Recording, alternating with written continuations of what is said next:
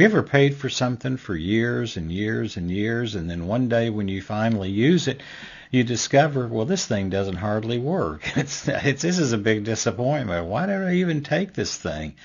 Yeah, how does that work? How does it relate to Medicare? We're going to talk about that. This is Bob Vineyard, your Medicare expert, with the Georgia Medicare Minute. All right, let's say that you're turning 65 and you're looking at your Medicare options, and one of the things that you may find out is that Medicare Part A, for most of us at least, there is no premium.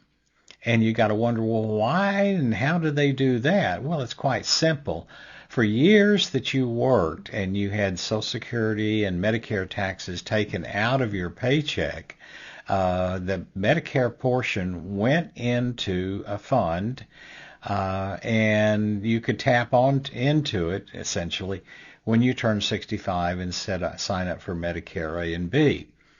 The reason why Medicare Part A has no premium charge to most of us is because of those Medicare taxes that were deducted.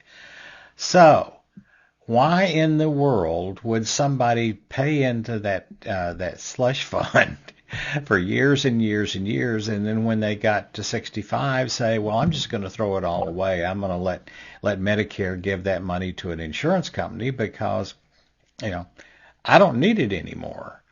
Well, that's really probably not the best thing to do.